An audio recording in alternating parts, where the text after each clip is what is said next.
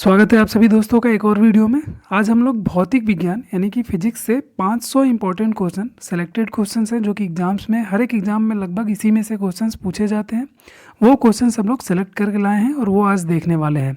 हालांकि ये 500 एक साथ अगर नहीं कंप्लीट हो पाया तो इसके 250 के दो हम लोग पार्ट बना लेंगे, क्योंकि एक वीडियो काफ़ी लंबा हो जाएगा, तो इसको दो पार्ट में हम लोग देख लेने वाले हैं। तो आइए शुरू करते हैं। शुरू करने से पहले अगर आप पहली बार जुड़े हैं तो चैनल को सब्सक्राइब करिएगा, और अगर वीडियो आपको अच्छी लगती है तो वीडियो को लाइक करिए और शेयर भी करें। आइए देखते हैं। आज का पहला क्वेश्चन है, डेसिबल किसे मापने के लिए प्रयोग में लाया जाता है? तो देखिए, डेसिबल जो है वो वातावरण में ध्वनि मापने के काम आता है। मतलब अगर ध्वनि की तीव्रता मापनी हो तो उसकी इकाई जो है वो डेसिबल कहलाती है। अगला क्वेश्चन नंबर 2 है, एम्पियर क्या नापने की इकाई है?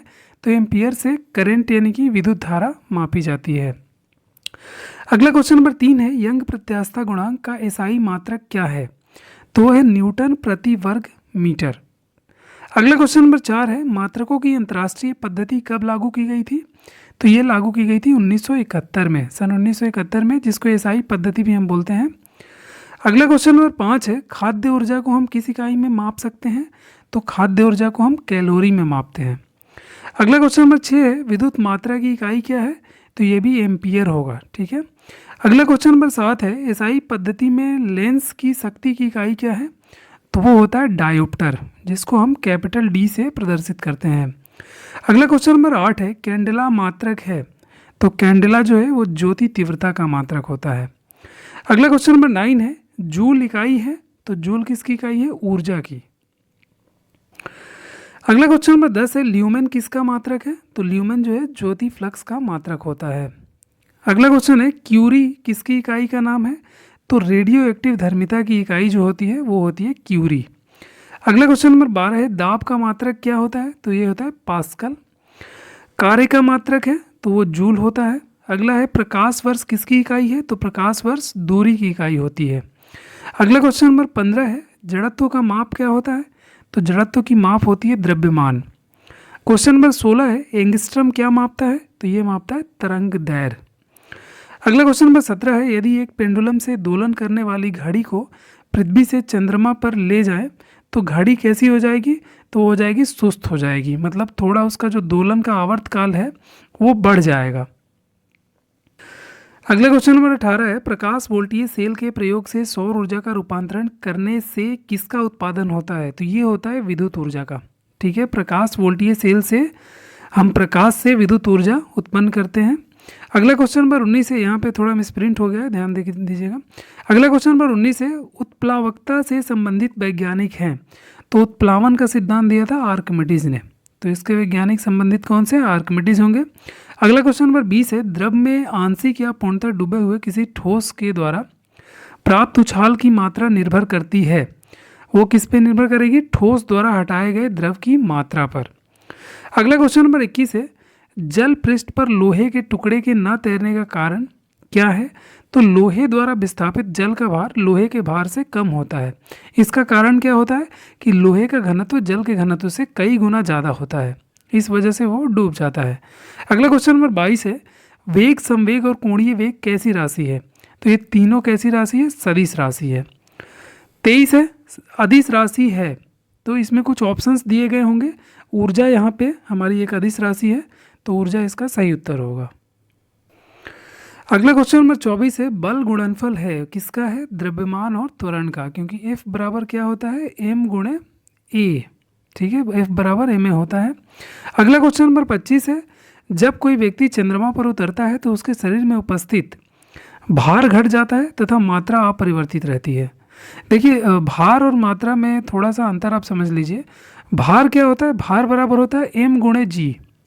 ठीक है, m क्या है? मास है, मतलब मात्रा है, और g है गुरुत्वीय त्वरण, जो कि हर एक पिंड का अलग अलग होता है। जैसे पृथ्वी का गुरुत्वीय त्वरण जैसे 9.81 है, चंद्रमा का इससे बटे में 6 कर दीजिए, 6 गुना कम होता है। अलग अलग पिंडों पे अलग अलग गुरुत्वीय त्वरण हो सकते हैं। तो मास यानी कि मात्रा जो है वो किसी भी वस्तु या पिंड की अपरिवर्तित रहती है, उसका भार बदल जाता है, क्योंकि g का मान अगर परिवर्तित होता है तो उसके भार में भी परिवर्तन हो सकता है। अगला क्वेश्चन नंबर 26 है, किसी पिंड के उस गुण धर्म को क्या कहते हैं जिससे वह सीधी रेखा में विराम या एक समान गति की स्थिति में किसी परिवर्तन का विरोध करता है। तो ये न्यूटन के गति का प्रथम नियम से संबंधित है और ये होता है जड़त्व का नियम। अगला क्वेश्चन नंबर 27 है, न्यूटन के पहले नियम को कहते हैं जड़त्व का नियम, अभी हमने देखा। क्वेश्चन नंबर 28 है, पारसेक किसकी इकाई है? तो पारसेक एक दूरी की इकाई मानी जाती है, खगोलीय दूरियों की ये एक मेजरमेंट है, ये काफ़ी लंबी दूरी को मापने में इस्तेमाल किया जाता है। अगला क्वेश्चन नंबर 29 है, वायुमंडल के बादलों के तैरने का कारण है? तो घनत्व का कम ज़्यादा होना, नीचे का जो। अगला क्वेश्चन नंबर 30 है, समुद्र में प्लवन करते आइसबर्ग का कितना भाग समुद्र की सतह से ऊपर रहता है? तो ये रहता है 1/10 भाग। इसका कारण क्या है कि बर्फ़ का घनत्व जो है वो 1/10 कम होता है पानी के घनत्व से, इसलिए इतना भाग ये ऊपर रहता है। अगला क्वेश्चन नंबर 31 है, जब कोई नाव नदी से समुद्र में प्रवेश करती है तो थोड़ी ऊपर उठ जाती है। ऐसा इसलिए होता है क्योंकि समुद्र का घनत्व जो है, समुद्र के पानी का घनत्व, उसमें नमक मिले होने के कारण वो नदी के पानी के घनत्व से थोड़ा ज़्यादा होता है, इस वजह से वो थोड़ा ऊपर उठ जाती है। अगला क्वेश्चन नंबर 32 है, पानी का घनत्व अधिकतम होता है? तो ये होता है 4 डिग्री सेल्सियस पर। ठीक है, 4 डिग्री सेल्सियस पर पानी का घनत्व सबसे अधिकतम होता है। अगला क्वेश्चन नंबर 33 है, वस्तु की मात्रा बदलने पर अपरिवर्तित रहेगा? तो ये होता है घनत्व, मात्रा चाहे जितना भी हो उसके घनत्व में कोई परिवर्तन नहीं होता है। क्वेश्चन नंबर 34 है, तैराक को नदी के मुकाबले समुद्री पानी में तैरना आसान क्यों लगता है? क्योंकि उसका घनत्व ज़्यादा होता है, तो डूबने के चांसेस जो है वो कम होते हैं। अगला क्वेश्चन नंबर 35 है, यदि पृथ्वी का द्रव्यमान वही रहे और त्रिज्या 1% कम हो जाए तो पृथ्वी के तल पर जी का मान क्या होगा? तो जी का मान 2% बढ़ जाएगा। ठीक है, अगला क्वेश्चन नंबर 36 है, बर्नौली प्रमेय आधारित है? तो ये आधारित है ऊर्जा संरक्षण पर। क्वेश्चन नंबर 37 है, लोहे की सुई पानी की सतह पर तैरती है, इस परिघटना का कारण क्या है? तो इसका कारण है पानी के ऊपर का पृष्ठ तनाव। अगला क्वेश्चन नंबर 38 है, ब्लॉटिंग पेपर द्वारा स्याही के सोखने में शामिल है? तो ये शामिल है केशिकीय अभिक्रिया घटना, जिसको हम कैपिलरिटी भी बोलते हैं इंग्लिश में। अगला क्वेश्चन नंबर 39 है, यदि हम भूमध्य रेखा से ध्रुवों की ओर जाते हैं तो क्या होता है? जी का मान बढ़ता है। जब आप देखिएगा कई क्वेश्चंस में ये भी पूछे जाते हैं कि ध्रुवों पर शरीर का वजन जो है वो अधिकतम होता है, जो कि हमारे क्वेश्चन नंबर 40 में दिया हुआ है। शरीर का वजन जो है वो ध्रुवों पे क्या होगा? अधिकतम होगा। इसका कारण है कि जी का मान जो है वहाँ पे सबसे अधिक होता है। अगला क्वेश्चन नंबर 41 है, किसी लिफ्ट में बैठे हुए व्यक्ति को अपना भार कब अधिक मालूम होता है? जब लिफ्ट जो है त्वरित गति से ऊपर की ओर जा रही हो। अच्छा देखिए, यहाँ पे ऊपर और नीचे आने की लिफ्ट में कई सारे ये आपके क्वेश्चंस आते हैं। लिफ्ट अगर नीचे की तरफ आ रही हो तो आपको भारहीनता महसूस होती है, और अगर ऊपर की तरफ जा रही हो तो आपको भार आपका अधिक मालूम पड़ता है। ये तभी संभव है जब लिफ्ट आपका त्वरित गति से ऊपर या त्वरित गति से नीचे आ रही हो।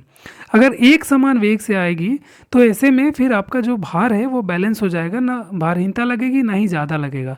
तो यहाँ पे त्वरित का विशेष ध्यान रखिएगा आप लोग। अगला क्वेश्चन नंबर 42 है, 20 किलोग्राम के वजन को जमीन के ऊपर 1 मीटर की ऊंचाई पर पकड़े रखने के लिए किया गया कार्य कितना होगा? तो ये होगा 0 जूल, क्योंकि केवल पकड़े रहने के लिए अगर वस्तु में विस्थापन नहीं हो रहा है तो उसमें कोई कार्य नहीं माना जाता।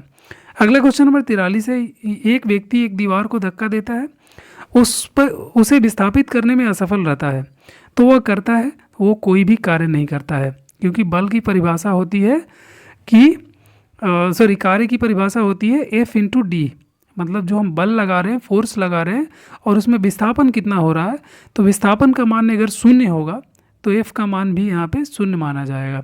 अगला क्वेश्चन नंबर 44 है, पहाड़ी पर चढ़ता एक व्यक्ति आगे की ओर झुक जाता है क्योंकि वह शक्ति संरक्षण कर रहा होता है, और अपना जो ग्रेविटेशनल सेंटर है आपका, उसका जो व्यक्ति का ग्रेविटेशनल सेंटर है वो उसके शरीर के बीच से होके जाए, ना कि पीछे से होके जाए। अगर पीछे से होके जाएगा तो पीछे की तरफ गिर जाएगा। अगला क्वेश्चन नंबर 45 है, पीसा की ऐतिहासिक मीनार तिरछी होते हुए भी नहीं गिरती क्योंकि इसके गुरुत्व केंद्र से जाने वाली ऊर्ध्वाधर रेखा इसके आधार से होके जाती है। ठीक है, मतलब इसके जो गुरुत्व केंद्र से जाने वाली ऊर्ध्वाधर रेखा अगर इसके आधार से बाहर हो जाएगी तो ये इमारत गिर सकती है। अगला क्वेश्चन नंबर 46 है, एक ऊंची इमारत से एक गेंद 9.8 मीटर पर सेकेंड स्क्वायर के एक समान त्वरण के साथ गिराई जाती है। 3 सेकंड बाद उसका वेग क्या होगा, तो 3 सेकंड बाद उसका होगा वेग जो है 29.4 मीटर पर सेकंड। इसमें गति का पहला समीकरण इस्तेमाल होगा, उससे ये निकल जाएगा। अगला क्वेश्चन नंबर 47 है, एक केस नली में जल की अपेक्षा एक तरल अधिक ऊंचाई तक चढ़ता है, इसका कारण क्या है, तो इसका कारण है जल का पृष्ठ तनाव, तरल का पृष्ठ तनाव जल की अपेक्षा अधिक है। मतलब पृष्ठ तनाव का जो गुण है वो जितना ज़्यादा रहेगा किसी भी तरल में या किसी भी द्रव में, उसकी केशिकात्व की या कैपिलरिटी की जो प्रॉपर्टी है वो उतनी ज़्यादा रहेगी। अगला क्वेश्चन नंबर 48 है, गुरुत्वाकर्षण के सार्वभौमिक नियम का प्रतिपादन किसने किया था, तो वो किया था न्यूटन ने।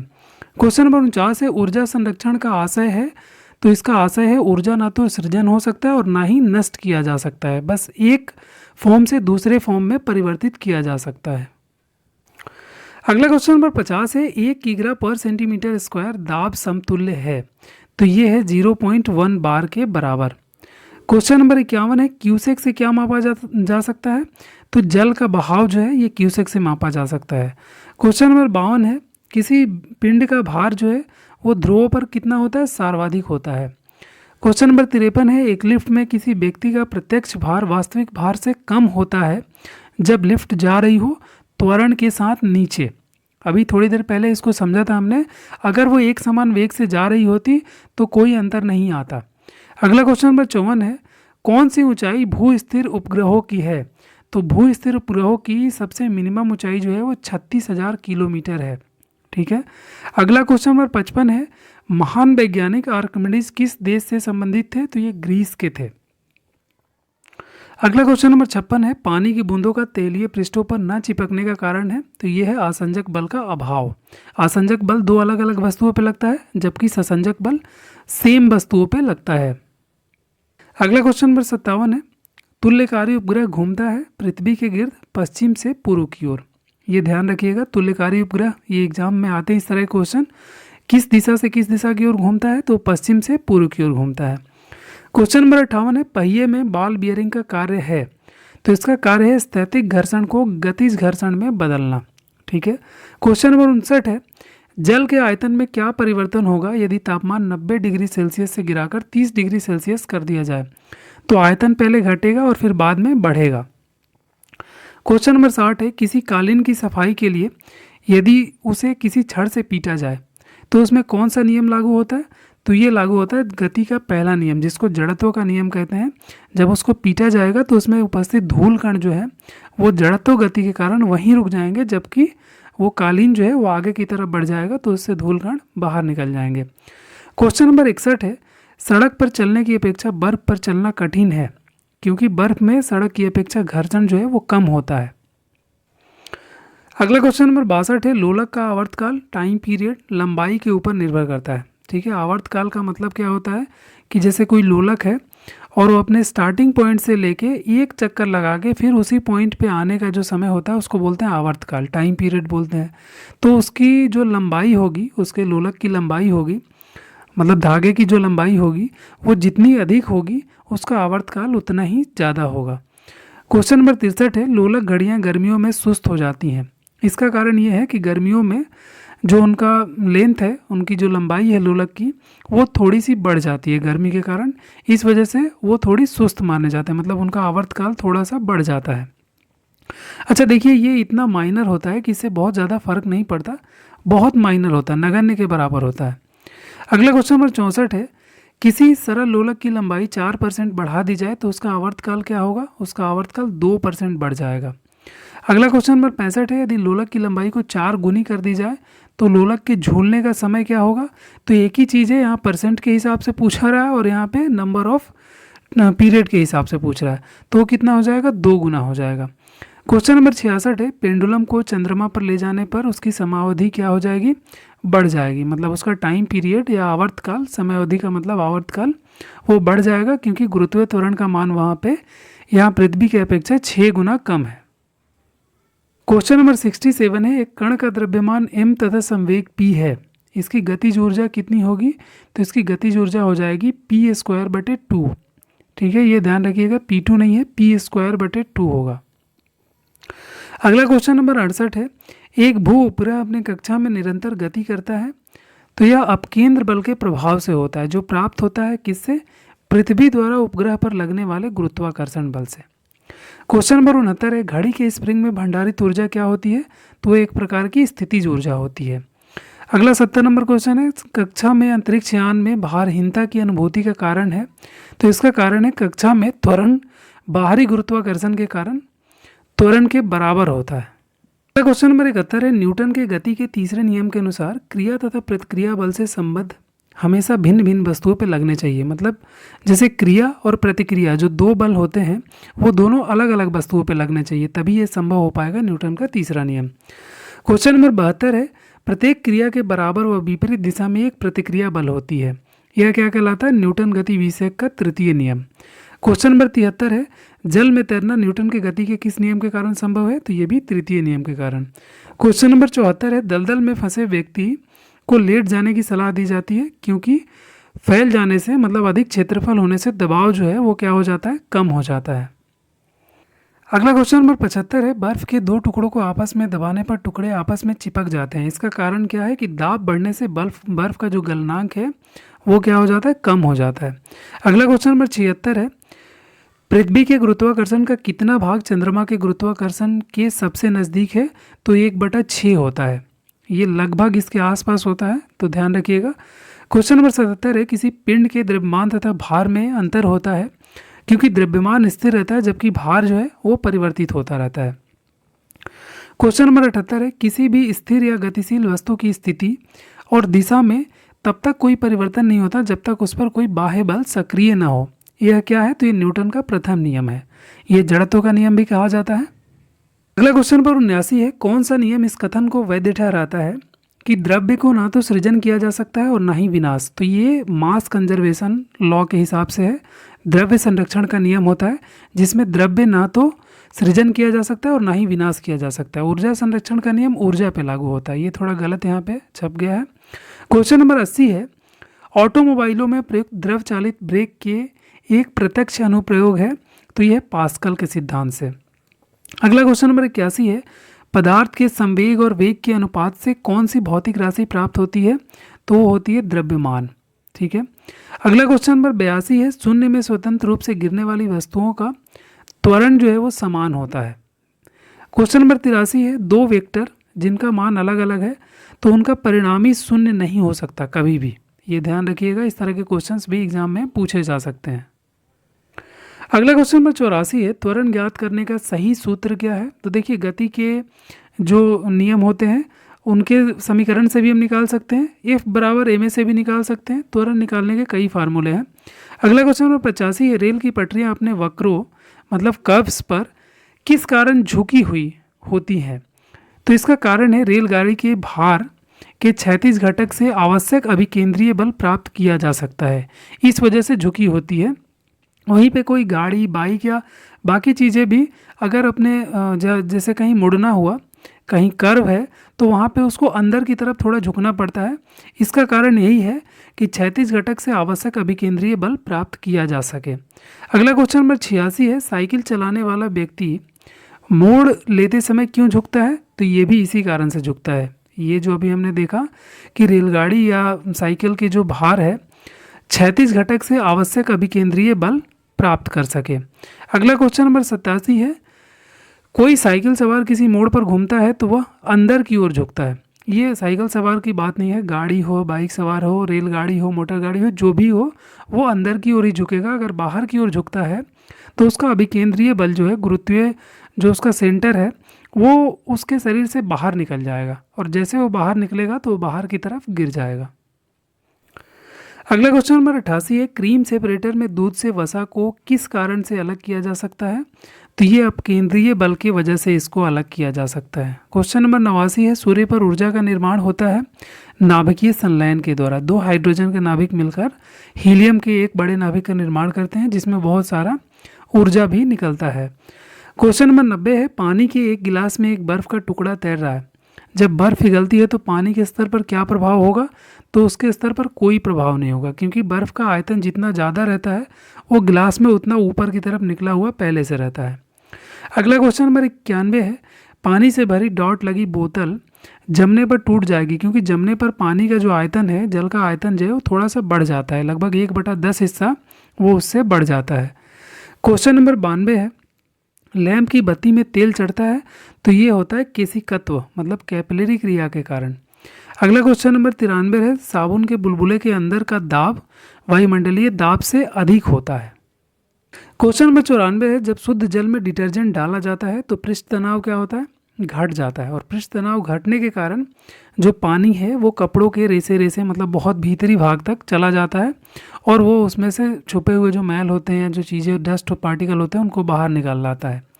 अगला क्वेश्चन नंबर 95 है, आर्किमिडीज का नियम किससे संबंधित है, तो वो प्लवन नियम से संबंधित है। क्वेश्चन नंबर 96 है, तेल जल के तल पर फैल जाता है क्योंकि तेल का जो पृष्ठ तनाव है वो जल से कम होता है। अगला क्वेश्चन नंबर 97 है, द्रव की बूंद की आकृति गोलाकार होने का कारण, तो ये भी पृष्ठ तनाव के कारण ही संभव हो पाता है। अगला क्वेश्चन नंबर 98 है, वर्षा की बूंद गोलाकार होती है, ये भी सतही तनाव के कारण ऐसा हो पाता है। अगला क्वेश्चन नंबर 99 है, एक द्रव बूंद की प्रकृति गोल आकार लेने की होती है, जिसका कारण क्या होता है, पृष्ठ तनाव ही होता है।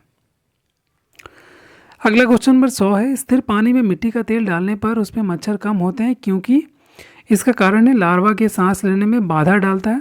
अच्छा, इसका जो मेन रीज़न हो सकता है, उसके जो पानी के ऊपर जब डालते हैं हम मिट्टी का तेल डालते हैं या कोई भी तेल डालते हैं तो उसका पृष्ठ तनाव जो है वो काफ़ी कम हो जाता है, और पृष्ठ तनाव कम होने की वजह से उस पर टिक नहीं पाते, लार्वा हो या मच्छर हो उस पर वो बैठ नहीं पाते या रुक नहीं पाते। अगला क्वेश्चन नंबर 101 है, पानी से निकलने पर शेविंग ब्रश के बाल आपस में चिपक जाते हैं, इसका कारण भी पृष्ठ तनाव ही है। ठीक है, वो अपनी तरफ खींचता है, इस वजह से बाल आपस में चिपक जाते हैं। क्वेश्चन नंबर 102 है, जेट इंजन किस सिद्धांत पर कार्य करता है, तो ये रैखिक संवेग संरक्षण के सिद्धांत पर काम करता है। अगला 103 नंबर क्वेश्चन है, दूध से मक्खन निकालने पर दूध का घनत्व क्या होता है, तो वो कम हो जाता है। जैसे पेट्रोलियम से हम जो लुब्रिकेंट से या हेवी ऑयल्स अगर बाहर निकाल लेते हैं जैसे वैसलीन वगैरह, तो पेट्रोल और डीजल या केरोसिन का जो घनत्व है वो क्या हो जाता है, कम हो जाता है काफ़ी। वैसे ही दूध से मक्खन निकाल लेने पर दूध का घनत्व भी कम हो जाता है। अगला 104 नंबर क्वेश्चन है, जब किसी वस्तु को पृथ्वी से चंद्रमा पर ले जाया जाता है तो उसका भार क्या होगा, घट जाएगा और 1/6 हो जाएगा, ये याद रखिएगा, क्योंकि उस पर जी का मान पृथ्वी के 1/6 के बराबर होता है। अगला 105 नंबर क्वेश्चन है, जब एक चल वस्तु की गति दोगुनी हो जाती है तो उसकी गतिज ऊर्जा क्या हो जाएगी, तो वो हो जाएगी चौगुनी। ठीक है, क्योंकि गतिज ऊर्जा के बराबर क्या होता है, 1/2 mv², मतलब v का स्क्वायर होता है। तो अगर गति v दोगुनी होगी तो उसकी गतिज ऊर्जा 4 गुनी हो जाएगी। 106 नंबर क्वेश्चन है, अंतरिक्ष यात्री अंतरिक्ष में सीधे खड़े नहीं रह सकते क्योंकि वहाँ पे क्या होता है, गुरुत्वाकर्षण नहीं होता। ठीक है। 107 नंबर क्वेश्चन है, हवाई जहाज़ में फाउंटेन पेन से स्याही बाहर निकल आती है क्योंकि ऊंचाई बढ़ने से वायु दाब में कमी आ जाती है। वहाँ पे हवाई जहाज़ में आप चिप्स वगैरह के पैकेट भी नहीं ले जा सकते क्योंकि वो वायु दाब कम होने से वो पैकेट क्या होते हैं, फट जाते हैं। अगला क्वेश्चन नंबर 108 है, 1 हॉर्स पावर मतलब 1 एचपी कितने वॉट के बराबर होता है, तो वो होता है 746 वॉट के बराबर। 109 नंबर क्वेश्चन है, एक कार की गति 36 किलोमीटर प्रति घंटा है, इसे मीटर प्रति सेकंड में व्यक्त कैसे करेंगे, तो इसे मीटर प्रति सेकंड में व्यक्त करने के लिए 5/18 से मल्टीप्लाई कर देंगे हम, तो ये आ जाएगा 10 मीटर प्रति सेकंड। अगला क्वेश्चन नंबर 110 है, तूफान की भविष्यवाणी की जाती है, तो ये की जाती है जब वायुमंडल दाब सहसा कम हो जाए। वायुमंडलीय दबाव अगर कम होता है तो तूफान आने के चांसेस बढ़ जाते हैं। 111 नंबर क्वेश्चन है, अंडा मृदु जल में डूब जाता है किंतु नमक के सांद्र घोल में तैरता है। इसका कारण ये होता है कि मृदु जल का जो घनत्व है वो अंडे के घनत्व से कम होता है, जबकि सांद्रीय जल का घनत्व जो है वो उससे ज़्यादा होता है, इस वजह से उसमें वो डूब जाता है। 112 नंबर क्वेश्चन है, स्वचालित कलाई घड़ियों में ऊर्जा मिलती है, तो आज के डेट में ये बैटरी से मिलती है। अगला क्वेश्चन नंबर 113 है, जब कुएं से पानी की बाल्टी ऊपर की ओर खींचते हैं तो हमें महसूस होता है कि बाल्टी पानी की सतह से भारी हो गई है। अच्छा, इसका कारण ये होता है कि हम लगातार त्वरण के साथ ऊपर की तरफ पानी को या बाल्टी को खींच रहे होते हैं, इसलिए वो हमें अपने भार से ज़्यादा भारी महसूस होती है। 114 नंबर क्वेश्चन है, भारहीनता होती है, तो ये होती है गुरुत्वाकर्षण की शून्य स्थिति, मतलब गुरुत्वाकर्षण जहाँ पे शून्य हो जाए वहाँ पे भारहीनता महसूस होता है। अगला क्वेश्चन नंबर 115 है, एक नदी में चलता हुआ जहाज समुद्र में आता है, तब जहाज का स्तर क्या होगा? ऊपर उठ जाएगा। ये क्वेश्चन रिपीट हो गया है, ये पहले भी हम लोगों ने देखा था, थोड़ा दूसरे तरीके से था। अच्छा देखिए, कुछ 5-10 क्वेश्चन अगर रिपीट भी हो जाए इसमें तो आप ध्यान मत दीजिए, वो आपके लिए एक तरह से रिवीजन हो जाएगा साथ में ही। अगला 116 नंबर क्वेश्चन है, लोहे की कील पारे में क्यों तैरती है जबकि पानी में डूब जाती है? तो इसका कारण ये है कि पारे का घनत्व जो है वो लोहे से अधिक होता है, जबकि पानी का घनत्व लोहे से कम होता है, इस वजह से वो डूब जाती है। 117 नंबर क्वेश्चन है, जब एक ठोस पिंड को पानी में डुबोया जाता है तो उसके भार में ह्रास होता है। यह ह्रास कितना होता है? तो वो होता है विस्थापित पानी के बराबर, मतलब जितना पानी वो विस्थापित करेगी उसके भार में उतनी ह्रास होगी। ह्रास मतलब कमी होता है। 118 नंबर क्वेश्चन है, बर्फ पानी पर तैरती है किंतु अल्कोहल में डूब जाती है।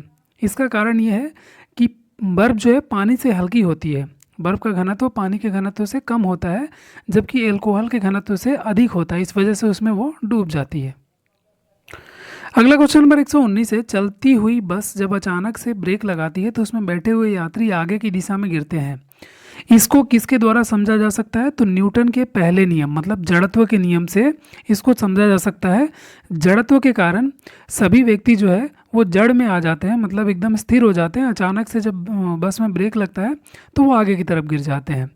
अगला 120 नंबर क्वेश्चन है, रॉकेट की कार्यप्रणाली किस सिद्धांत पर आधारित है? तो ये है संवेग संरक्षण के सिद्धांत पर।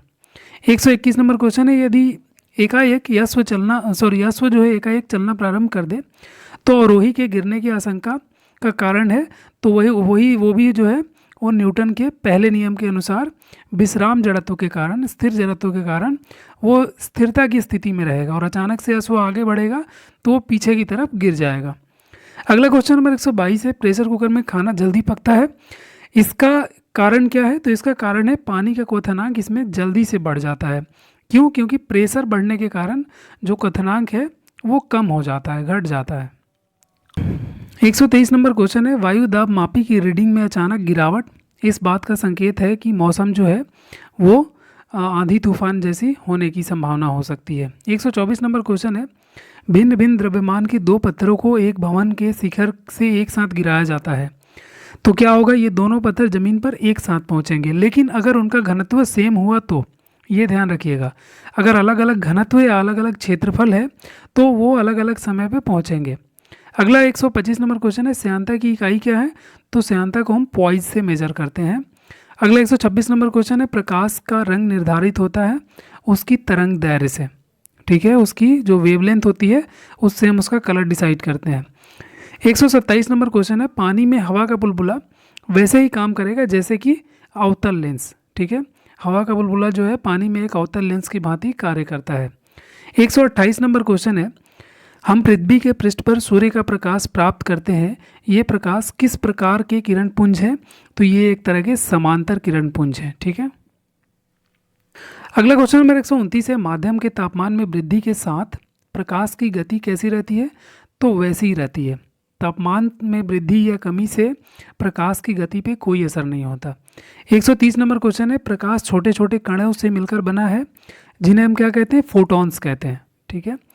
131 नंबर क्वेश्चन है, प्रकाश तरंग किस प्रकार की तरंग है? तो ये एक प्रकार की अनुप्रस्थ तरंग है।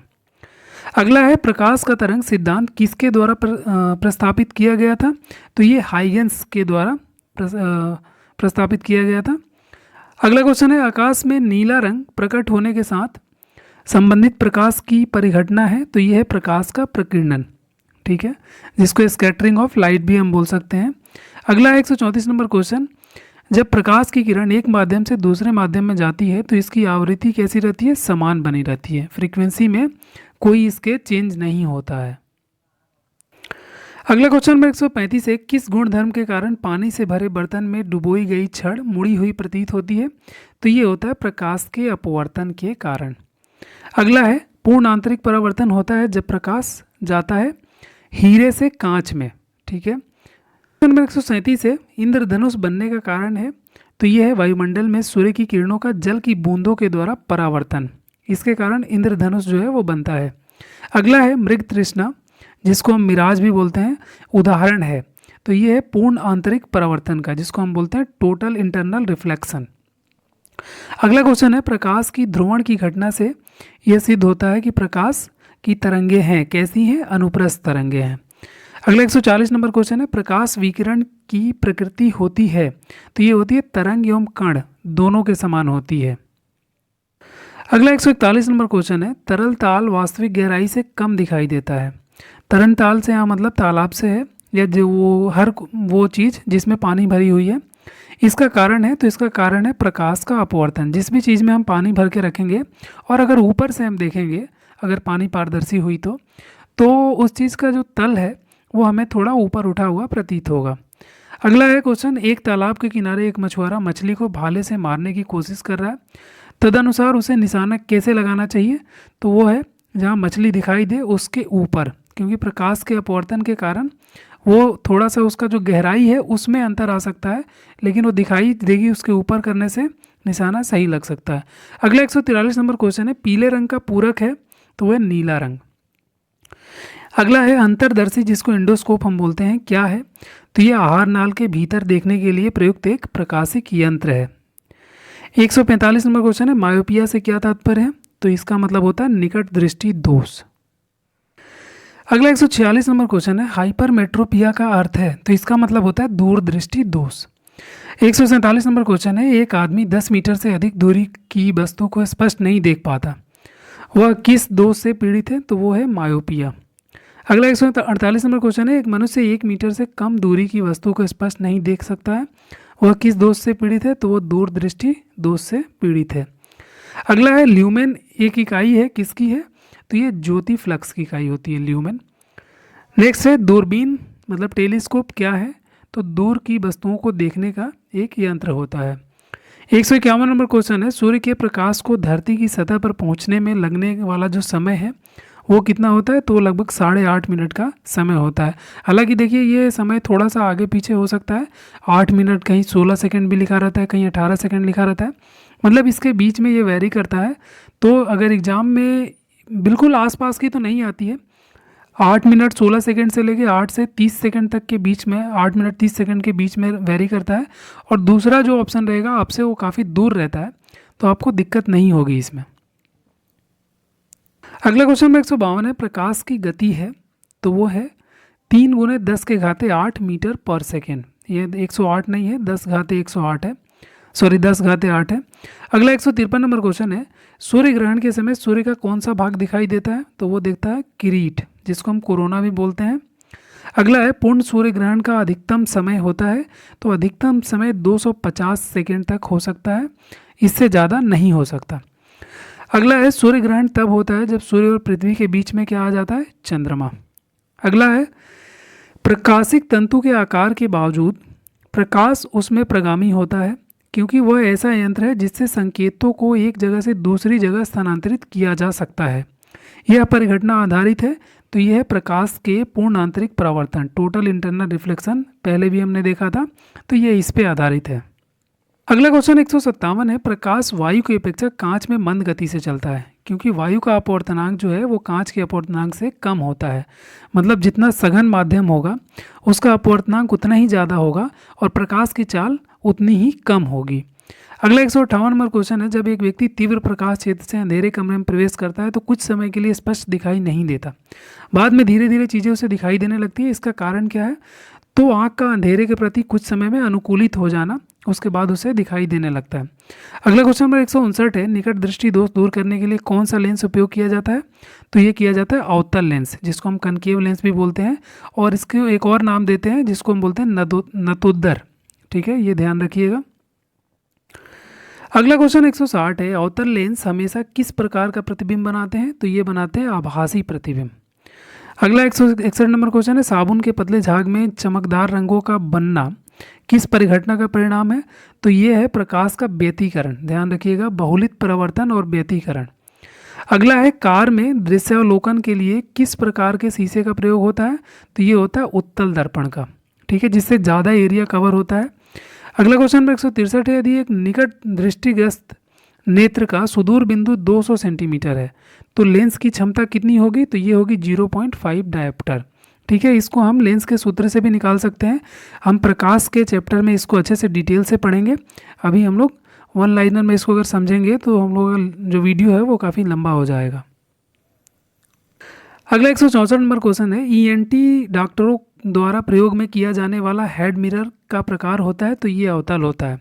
अच्छा देखिए, ईएनटी मतलब होता है ईयर नोज एंड टीथ, मतलब नाक कान और गले का जो इलाज होता है उसमें मिरर से देख के इलाज किया जाता है डॉक्टरों के द्वारा। तो उसमें जो मिरर या मतलब जो लेंस यूज किया जाता है वो होता है अवतल लेंस। अगला 165 नंबर क्वेश्चन है, नेत्रदान में दाता की आंख के किस हिस्से को प्रतिरोपित किया जाता है, तो वो किया जाता है कॉर्निया को। ठीक है, सिर्फ कॉर्निया बदली जाती है, बाकी सारी चीज़ें सेम रहती है। अगला है, मनुष्य की आंख में प्रकाश की तरंगे किस स्थान पर स्नायु उद्वेगों में परिवर्तित होती है, तो वो होती है रेटिना से। नेक्स्ट है, स्वस्थ नेत्र के लिए स्पष्ट दृष्टि की न्यूनतम दूरी कितनी होती है, तो वो होती है 25 सेंटीमीटर। ठीक है, न्यूनतम दूरी 25 सेंटीमीटर होती है। अगला है 168 नंबर क्वेश्चन, यदि कोई व्यक्ति दूर की वस्तुओं को स्पष्ट नहीं देख सकता, ठीक है, तो उसे कौन सा दृष्टि दोष है, तो उसे निकट दृष्टि दोष है। अगला है, निकट दृष्टि दोष से पीड़ित व्यक्ति दूर की वस्तुएं दिखाई नहीं देती है। ठीक है। अगला है 170 नंबर क्वेश्चन, निकट दृष्टि दोष से पीड़ित व्यक्ति के चश्मे में प्रयोग किया जाता है, तो ये किया जाता है अवतल लेंस। अगला 171 नंबर क्वेश्चन है, दूर दृष्टि दोष से पीड़ित व्यक्ति को निकट की वस्तुएं दिखाई नहीं देती है। ये क्वेश्चन 2-3 बार ये रिपीट हो गया अलग अलग तरीके से।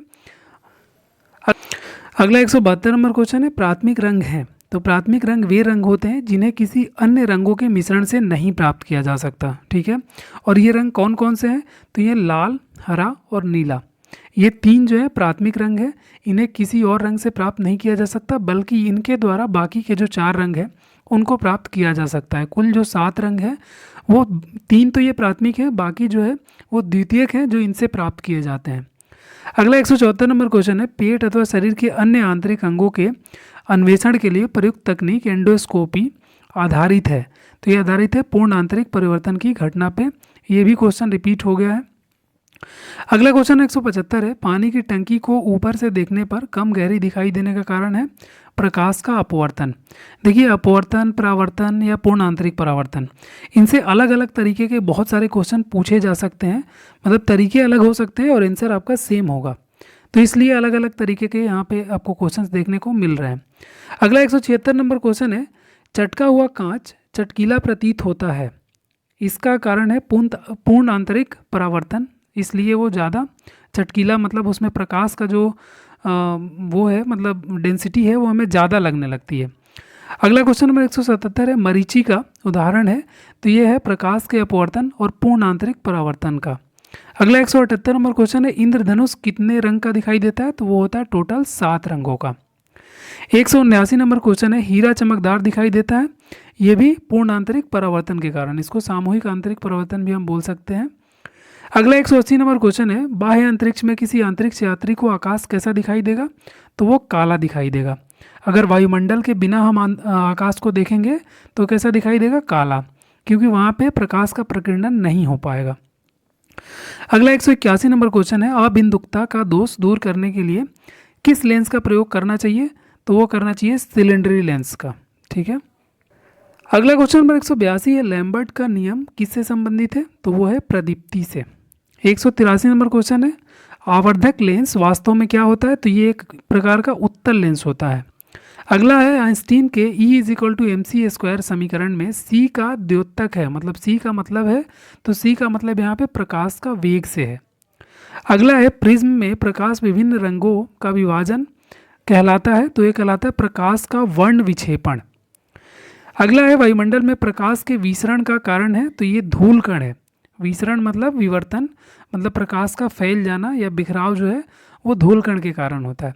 अगला है, चंद्र सतह पर एक प्रेक्षक को दिन के समय आकाश दिखाई देगा, तो कैसा देगा, काला। अगला है, खतरे के संकेतों के लिए लाल प्रकाश का प्रयोग किया जाता है, क्योंकि इसका प्रकीर्णन क्या होता है, सबसे कम होता है, और प्रकीर्णन जिसका कम होगा वो ज़्यादा दूरी तक दिखाई देगा, इसलिए लाल प्रकाश का हम प्रयोग करते हैं, क्योंकि वो ज़्यादा दूर से ही हमें दिखाई दे। अगला क्वेश्चन नंबर 189 है, समुद्र नीला प्रतीत होता है, इसका कारण है आकाश के परावर्तन तथा जल के कणों द्वारा प्रकाश का प्रकीर्णन। अगला है, अस्त होते समय सूर्य लाल दिखाई देता है, ये भी प्रकाश के प्रकीर्णन की वजह से ही दिखाई देता है। नेक्स्ट है, इंद्रधनुष में किस रंग का विक्षेपण अधिक होता है, तो वो होता है बैंगनी रंग का। अगला है तारे आकाश में वास्तव में जितनी ऊंचाई पर होते हैं वो उससे अधिक ऊंचाई पर दिखाई देते हैं। इसकी व्याख्या किसके द्वारा की जा सकती है? तो ये भी प्रकाश के अपवर्तन की घटना की वजह से ऐसा होता है। अगला है दाढ़ी बनाने के लिए काम आते हैं, तो अवतल लेंस, मतलब इसमें थोड़ा हमें वस्तुएं स्पष्ट और बड़ी दिखाई देती हैं। अगला है दूरदृष्टि दोष के निवारण के लिए कौन से लेंस का प्रयोग होता है? तो वो होता है उत्तल लेंस। अगला है कार चलाते समय हमने पीछे के यातायात को देखने के लिए आप किस प्रकार के दर्पण का उपयोग करते हैं? तो ये करते हैं उत्तल दर्पण का उपयोग। नेक्स्ट है मानव आंख की रेटिना पर कैसा प्रतिबिंब बनता है? तो ये बनता है वास्तविक तथा उल्टा। ये ध्यान रखिएगा, ये क्वेश्चन बार बार पूछा जाता है कि मानव आंख की रेटिना पर जो प्रतिबिंब बनता है वो कैसा बनता है? तो वो बनता है वास्तविक तथा उल्टा।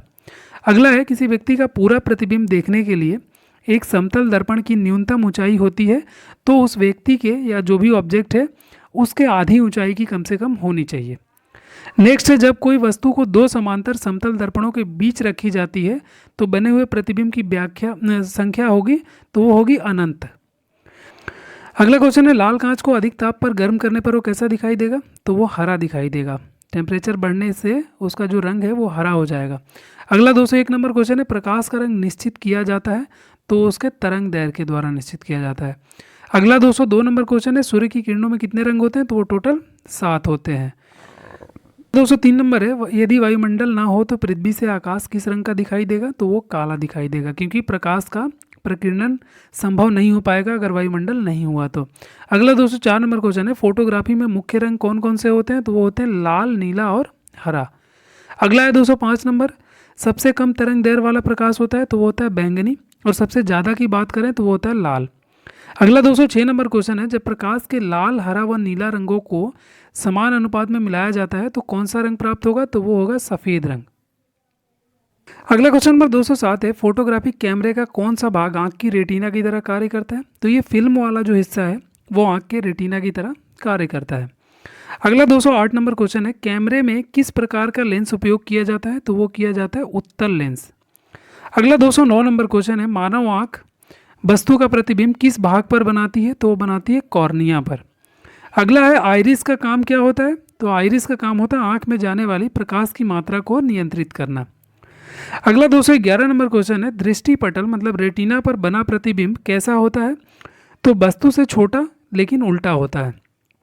अगला क्वेश्चन है तारे टिमटिमाते हैं, तो ये टिमटिमाते हैं प्रकाश के अपवर्तन के कारण। अगला क्वेश्चन है दूरबीन का आविष्कार किसने किया था? तो ये किया था गैलीलियो ने। अगला 214 नंबर क्वेश्चन है अवतल लेंस प्रयुक्त होता है सुधार हेतु, तो ये निकट दृष्टि दोष के लिए उपयुक्त है। ठीक है। अगला क्वेश्चन नंबर 215 है धूप के चश्मे की क्षमता कितनी होती है? तो वो होती है 0 डायोप्टर, क्योंकि उसमें किसी प्रकार का दोष नहीं होता, धूप के चश्मे में डायोप्टर 0 होता है। अगला क्वेश्चन नंबर 216 है जिस सिद्धांत पर ऑप्टिकल फाइबर काम करता है वो क्या कहलाता है? तो वो कहलाता है पूर्ण आंतरिक परावर्तन। ठीक है। अगला क्वेश्चन नंबर 217 है प्रकाश को नली में कैसे पैदा करते हैं? तो तंतु को गर्म करके। ठीक है। अगला 218 नंबर क्वेश्चन है प्रकाश में 7 रंग होते हैं, रंगों को अलग करने का क्या तरीका है? तो ये एक प्रिज्म से रंगों को अलग अलग किया जा सकता है। अगला क्वेश्चन नंबर 219 है हमें वास्तविक सूर्योदय से कुछ मिनट पूर्व ही सूर्य दिखाई देने का कारण क्या है? तो इसका कारण है प्रकाश का अपवर्तन।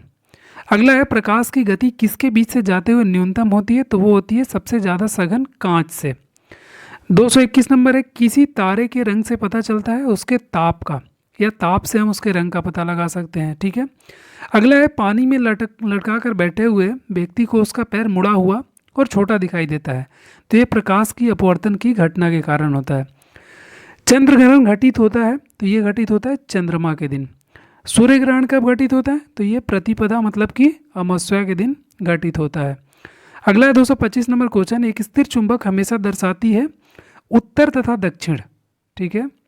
अगला क्वेश्चन 226 है ट्रांसफार्मर का सिद्धांत आधारित है, तो ये आधारित है विद्युत चुंबकीय प्रेरण के सिद्धांत पर। ठीक है। अगला 227 नंबर क्वेश्चन है ट्रांसफार्मर क्या है? तो ये काम करता है एसी वोल्टता को घटाने और बढ़ाने में। अगला क्वेश्चन है विद्युत धारा का चुंबकीय प्रभाव सर्वप्रथम अवलोकित किया गया था टोरस्टेड के द्वारा। ठीक है। अगला 229 नंबर क्वेश्चन है ध्रुवों पर नमन कोण का मान कितना होता है? तो ये होता है 90 डिग्री। 230 नंबर क्वेश्चन है, मुक्त रूप से लटकी हुई चुंबकीय सुई का अक्ष भौगोलिक अक्ष के साथ कोण बनाता है, तो ये 180 डिग्री का। अगला है लोहे का क्यूरी ताप होता है, तो ये होता है 780 डिग्री सेल्सियस। अगला 232 नंबर क्वेश्चन है, चुंबकीय क्षेत्र का मात्रक होता है, तो चुंबकीय क्षेत्र का मात्रक गॉस होता है। अगला 233 नंबर क्वेश्चन है, यदि एक चुंबक को दो भागों में विभक्त कर दिया जाए तो दोनों भाग पृथक पृथक चुंबक बन जाते हैं। ठीक है, मतलब दो टुकड़े अगर हो जाएंगे तो उनका नॉर्थ साउथ पोल जो रहता है वो दो अलग अलग हो जाएंगे, मतलब उसमें दो नॉर्थ दो साउथ दोनों में अलग अलग हो जाएंगे। अगला 234 नंबर क्वेश्चन है, किसी चुंबक की आकर्षण शक्ति सबसे अधिक कहाँ होती है, तो ये होती है दोनों किनारों पे, जहाँ पे नॉर्थ और साउथ पोल होता है। अगला है, किसी चुंबक की आकर्षण शक्ति सबसे कम कहाँ होती है, तो उसके बीच में होती है, मध्य में 0 होती है। अगला 236 नंबर क्वेश्चन है, स्थायी चुंबक बनाए जाते हैं तो इस्पात के, और अस्थायी चुंबक बनाए जाते हैं नरम लोहे के। ये ध्यान रखिएगा, ये बार बार एग्जाम में ये वाला क्वेश्चन पूछा जाता है। अगला क्वेश्चन नंबर 238 है, तांबा मुख्य रूप से विद्युत चालन के लिए प्रयोग किया जाता है क्योंकि इसकी विद्युत प्रतिरोधकता जो है वो निम्न होती है। अगला 239 नंबर क्वेश्चन है, शुष्क सेल है, तो ये एक प्रकार का प्राथमिक सेल है। अगला है, लोहे के ऊपर जिंक की परत चढ़ाने को क्या बोलते हैं, तो इसको बोलते हैं गैल्वेनाइजेशन, जिसको यसद लेपन हिंदी में बोल सकते हैं। अगला है, विद्युत उपकरण में अर्थ का उपयोग होता है, तो ये होता है सुरक्षा के लिए। अगला है, यदि किसी तार की त्रिज्या आधी कर दी जाए तो उसका प्रतिरोध क्या होगा, तो वो 16 गुना बढ़ जाएगा। अच्छा, यहाँ पे त्रिज्या आधी करके और तार का जो आयतन है, मतलब उस तार से आधी त्रिज्या की तार को लंबी किया जाए, मतलब तार का जो क्वांटिटी है वो उतना ही रखा जाए, तब ये 16 गुना होगा, ये ध्यान रखिएगा। अगला क्वेश्चन नंबर 243 है, एक सामान्य शुष्क सेल में विद्युत अपघट्य होता है, तो ये अमोनियम क्लोराइड का बना होता है। अगला क्वेश्चन नंबर 244 और आज के दिन का आखिरी क्वेश्चन है, शुष्क सेल बैटरी में किनका विद्युत अपघट्यों के उपयोग में प्रयोग होता है, तो वो होता है अमोनियम क्लोराइड या जिंक क्लोराइड का। ठीक है, तो दोस्तों आज का ये फिजिक्स जीएस का 250 का पार्ट 1 यहीं पे समाप्त करते हैं। इसका जो सेकंड पार्ट है, जो 250 क्वेश्चन और बचे हैं, उसको हम लोग कल के वीडियो में लेके आएंगे। तो इस वीडियो को यहीं पे समाप्त करते हैं, मिलते हैं एक और वीडियो में, तब तक के लिए बाय।